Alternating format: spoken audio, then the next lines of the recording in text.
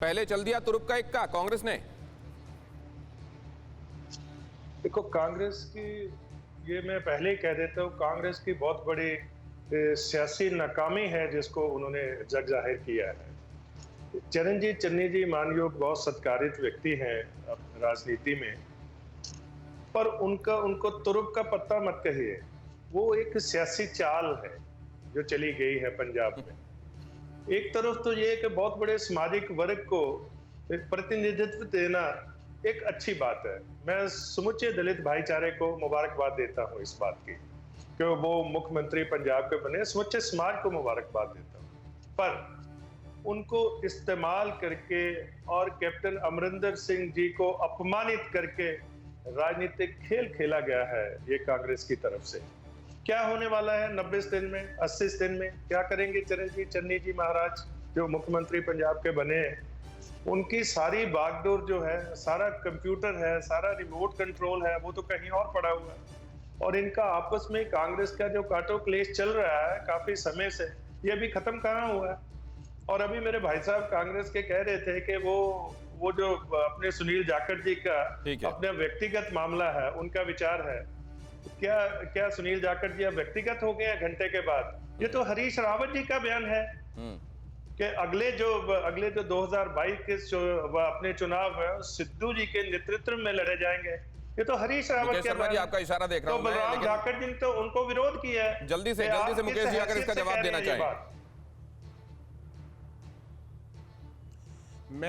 मैं सिरे से कहना चाहता हूं, रणदीप सुरजेवाला जी ने बाकायदा बयान दिया है। कांग्रेस पार्टी में प्रदेश कांग्रेस के अध्यक्ष, मुख्यमंत्री, चुने हुए विधायक, हम सबके लीडरशिप में, कलेक्टिव लीडरशिप में मुद्दों के आधार पर हम चुनाव में जा रहे हैं। और आज अमरिंदर सिंह जी से बड़ी सिंपैथी होगी आप पार्टी को। आपसे कि हरीश रावत माना कि अमरिंदर सिंह जी ने कहा जाखड़ साहब की बातों को आप कैसे कह सकते हैं कि उनकी अपनी बातें हैं? मैं आपको फिर कहना चाहता हूं, हरीश रावत जी के बयान को आप एक बार नहीं 4 बार सुने। प्रदेश कांग्रेस के अध्यक्ष, मुख्यमंत्री मिलकर चुनाव में जाएंगे और ये कोई पहली बार नहीं कर रहे हैं हम। हो सकता है आप जो कह रहे हैं वैसे ही हो। ऐसा डॉक्टर शिवदयाल, किसी को वो आपने गलत मतलब निकाला। एक बार फिर से सुनिए ध्यान से उन्होंने क्या कहा है, और वो तैयार रखिएगा जरा हरीश रावत साहब की वो बाइट जिसमें वो कह रहे हैं कि किसके नेतृत्व में हम चुनाव में जाएंगे। एक बार उसको समझेंगे, सुनेंगे कि हो सकता है इस बात की गुंजाइश हो। लेकिन मैं जाना चाहता हूं शिरोमणि अकाली दल के पास। आप डिप्टी सीएम की बात कह रहे थे, वो सीएम ही बना गए। गौतम जी, ये तो एक कह सकते हैं कि मजबूर, कंफ्यूज्ड लो कमांड का फैसला है जिसको सारे हिंदुस्तान ने देखा है। पर इसके बावजूद मैं मुकेश शर्मा जी को इस बात की बधाई देता हूं कि उन्होंने आज उनका एक नया सीएम पंजाब में आया है। आपने देखा कि 2017 में कांग्रेस की तरह नहीं आई थी। आपने हर दीवार, हर गली के बाहर देखा था कि लिखा था कि चाहता है पंजाब कैप्टन की सरकार। कांग्रेस की सरकार नहीं थी, Congress was captain was Congress. अब वो जो कैप्टन साहब इनको बोझ लगने लगे, 4.5 साल का निकम्मापन, नॉन गवर्नेंस, नॉन परफॉर्मेंस किसके जिम्मे डालनी थी? इसके लिए इनको एक बलि के बकरे की, स्केप गोट की जरूरत थी, इसलिए इन्होंने ये सारा कुछ किया है।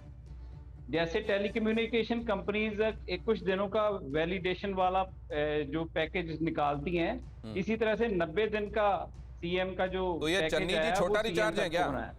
हाँ जी, ये चन्नी जी छोटा रिचार्ज है क्या? ये 90 दिन के रिचार्ज हैं, 90 दिन के। ये मैं नहीं कह रहा, आप अभी वो चलाएंगे, सारे चैनल वाले, सारे पैनलिस्ट देखेंगे, सारा हिंदुस्तान देखेगा।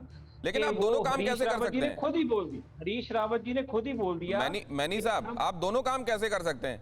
कि अच्छी बात है, मैं बधाई देता हूं, नया सीएम मिला है, लेकिन फिर आप उसको लो कमान भी कह रहे हैं, उसके डिसीजन को, हाई कमान के डिसीजन को आप लो कमान कह रहे हैं। ऐसा क्यों कर रहे हैं?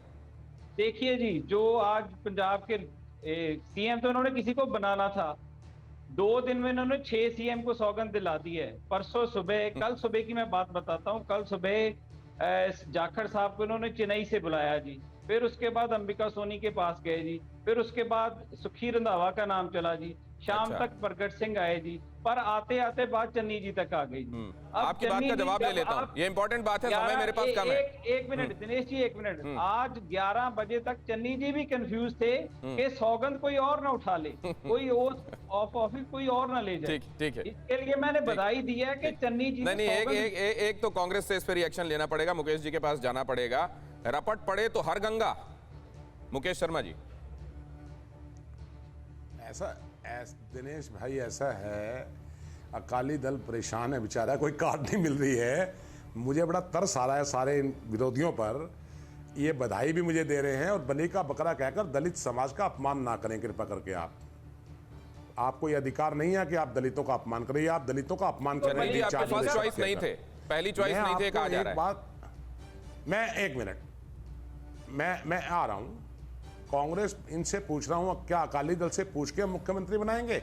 किसने कहा इनको? सुनील जाखड़ जी का फैसला हुआ था, किसका हुआ था? सैयद जफर आप इस्लाम जो को कह चाहे रहे थे कि आप जो चाहे किसको ब्रेकिंग सीएम न्यूज चला दें बनाएं। यार। आप बता रहे थे उनको, अब आप कह रहे हैं कि हम आपसे कांग्रेस पार्टी